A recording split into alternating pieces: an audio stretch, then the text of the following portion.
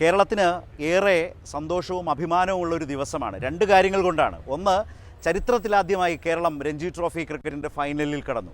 അതേ ദിവസം കേരളത്തെ സംബന്ധിച്ച് ചരിത്ര ദിവസം കൂടിയാണ്.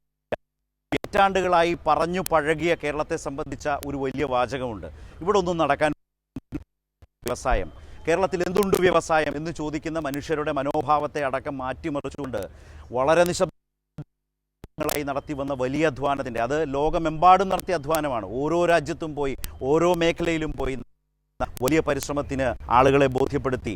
അതുപോലെ തന്നെ ഇവിടേക്ക് വരുന്ന സംരംഭകർക്ക് അടക്കമുള്ള പ്രശ്നങ്ങൾ ഒഴിവാക്കാൻ വേണ്ടി കേരള നിയമസഭ നടത്തിയിട്ടുള്ള നിയമനിർമ്മാണത്തിൻ്റെയൊക്കെ അടിസ്ഥാനത്തിൽ നിലയിൽ ഉദ്യോഗസ്ഥ സർക്കാരിൻ്റെ ഒരു കാഴ്ചപ്പാടിലൂടെ സംരംഭക വർഷങ്ങൾ 3 വർഷമായി നടത്തി. അതിലൂടെ ലക്ഷക്കണക്കായ സംരംഭകർ വരുന്നു.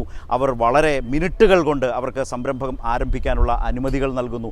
ആ അനുമതി വെച്ച് അവർ മുന്നോട്ട് പോകുന്നു. എന്നാൽ അതിനൊരു സംസ്ഥാനത്തിൻ്റെതായ എല്ലാ നിലയ്ക്കുള്ള നിയന്ത്രണങ്ങളും നിരീക്ഷണങ്ങളും വളരെ സുശക്തമായി മുന്നോട്ട് കൊണ്ടുപോകുന്നു. അങ്ങനെ നിയമനിർമ്മാണമൊക്കെ നടത്തി കേരളത്തെ മാറ്റിപ്പണിതപ്പോഴാണ് രാജ്യത്തെ ഏറ്റവും മികച്ച വ്യവസായ സൗഹൃദ നിക്ഷേപമുള്ള സംസ്ഥാനങ്ങളിൽ ഒന്നാമത്തെ പേരായി കേരളം മാറിയത് എന്നുള്ളതാണ്. ആ മേന്മയോടെയാണ് അതാണ് ഞാൻ പറഞ്ഞ വെട്ടിത്തിളക്കത്തോടെ ചരിത്ര നേട്ടവുമായി ഒന്നാം ദിനം എന്ന് പറഞ്ഞത്.